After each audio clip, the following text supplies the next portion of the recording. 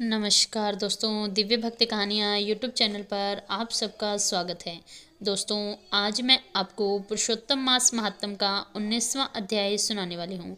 तो चलिए अध्याय शुरू करते हैं। नारायण जी कहने लगे, हे नारद, भक्त वत्सल भगवान अपनी वाणी से सुदेव ब्राह्मण को प्रसन्न करते हुए बोले, हे द्विजराज, जिससे मैं प्रसन्न हुआ, क्या यह तुम नहीं जानते? मेरा प्रिय पुरुषोत्तम मास आने पर तुम दोनों स्त्री पुरुष के उपवास कर यहाँ बैठने से पुरुषोत्तम मास की सेवा हो गई।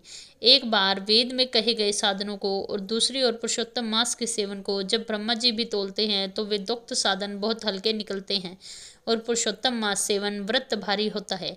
इसलिए संसार में पुरुषोत्तम मास अधिक पूज्य और मान्य है। जो मनुष्यों का जन्म लेकर भी श्री पुरुषोत्तम मास में जब तप स्नान दान आदि नहीं करते, वे जन्म जन्मांतर तक दरिद्र रहते हैं। अतः सब प्रकार के यत्न करके मेरे प्रिय पुरुषोत्तम मास का सेवन करना ही चाहिए।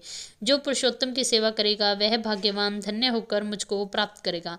श्री नारायण बोले, इस प्रकार हे मुने जगदीश्वर भगवान श्री कृष्ण ऐसा कहकर तत्काल गरुड़ पर चढ़कर अत्यंत पवित्र वैकुंठ लोक को चले गए। स्त्री सहित सुदेव ब्राह्मण मृत प्राय होकर फिर जीवित हो गए और शुकदेव को देखकर रात दिन अत्यंत हर्षित होते रहे और कहने लगे कि यह अत्यंत आश्चर्य की बात है कि ऐसा मास कहीं भी न देखा न सुना। इस प्रकार आश्चर्य युक्त होकर वह सुदेव ब्राह्मण अत्यंत श्रद्धायुक्त होकर पुरुषोत्तम मास का सेवन करने लगा।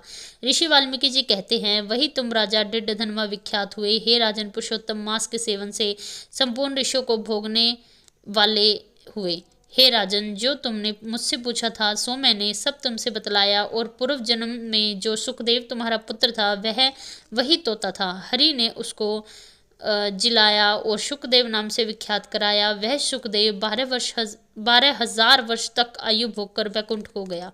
वही शुकदेव वन के सरोवर में बड़ के वृक्ष पर बैठकर संसार सागर में डूबे हुए विषय रूपी सर्प से तुम जो अपने पूर्व जन्म के पिता को देखकर कृपा से युक्त हो चिंतन करने लगा कि यदि मैं इस राजा को बोध नहीं कराऊंगा तो मेरा भी अपराध हो जाएगा। इस प्रकार मेरा इन श्रुति के वचनों को मानना व्यर्थ हो जाएगा।